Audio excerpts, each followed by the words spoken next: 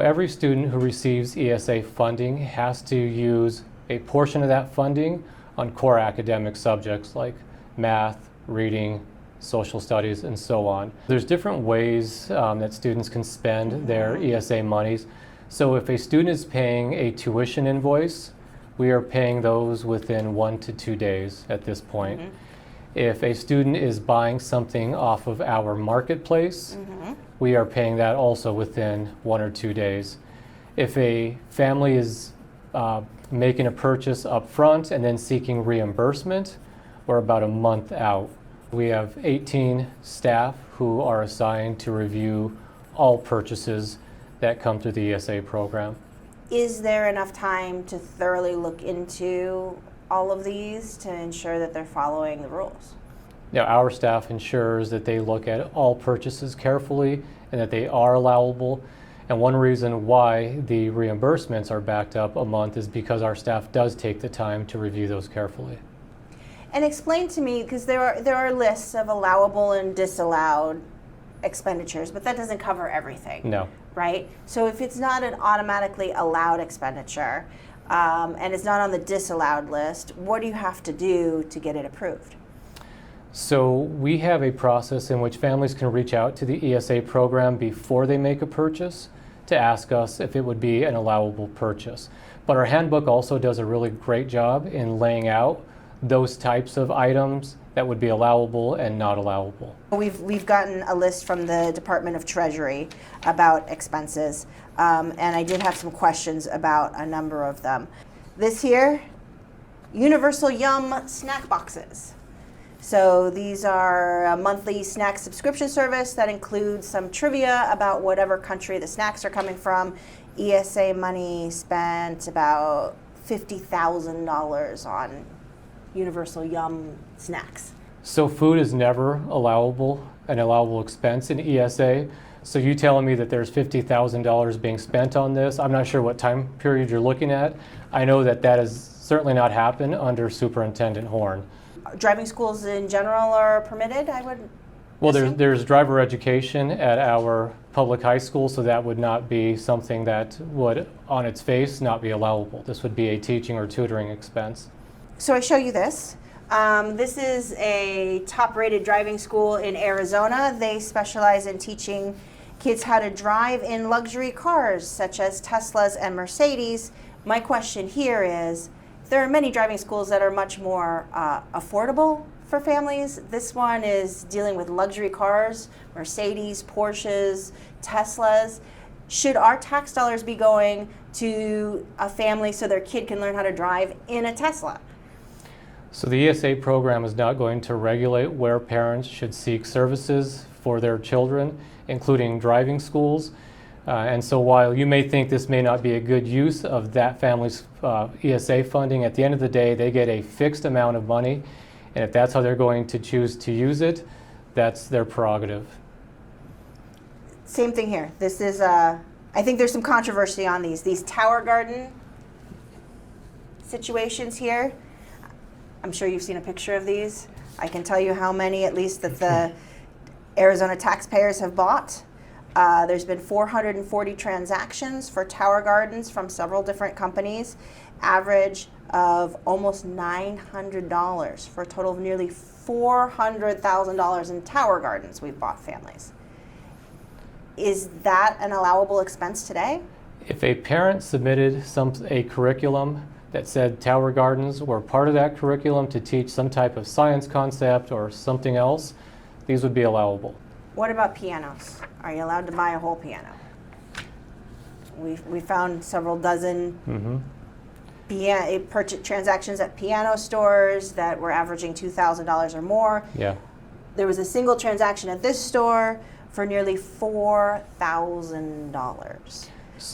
Musical instruments are an allowable expense. You would expect to see a piano and other musical instruments at any public school, and so these are absolutely allowable. Now, if it was a luxury piano, some type of grand piano, baby grand, we may not approve that as a luxury item, but in terms of the pianos that you have here, I would think that they would be approved by our staff. Horseback riding. Now I know that there are therapeutic horseback Yes. riding facilities, right? But did you know total ESA money that's gone to horseback riding in last school years in excess of $400,000? Some parents who are putting their kids into public school may look at that and say, like, I'm paying for some Scottsdale kid to go horseback riding all the time. And is that fair when we can barely afford textbooks at my school?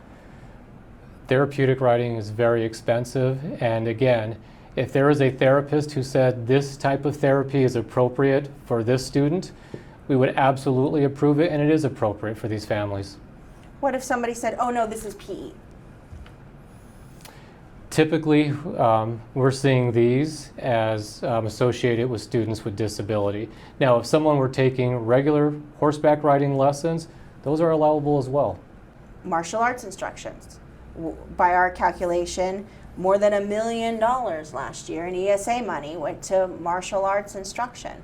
Many parents in Arizona would love to send their kids to karate or jiu-jitsu or martial arts instruction. Can't afford it. Schools don't do it. So how come we're paying for ESA kids to get $1 million in martial arts instruction? So as I mentioned a little earlier, every ESA student has to spend a portion of their ESA funds on core academic subjects. So if they are doing that and there is money left over to take karate lessons, that's absolutely allowable. This is a personal trainer. The average expense for this personal trainer was $2,000 per transaction. This one was $800 per transaction. At what point do you say, we got to put some limits on the top end of some of these things? So the ESA program is not going to regulate what we think is an appropriate price to spend on some type of educational or tutoring service. And so if the family who is spending a certain amount for a physical trainer or any other type of physical activity, if that's how they choose to use their ESA monies and it's for an allowable purpose in statute, then they are free to do that. What kinds of things have you rejected? If all of these things are generally okay, what have you rejected? Things like food at restaurants, hotel and lodging, entertainment, those game consoles, those are the types of things that we have rejected.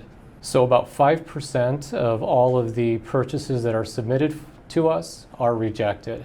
So not a high amount. So the vast majority of purchases that are coming through are completely allowable in terms of what the law says is allowable.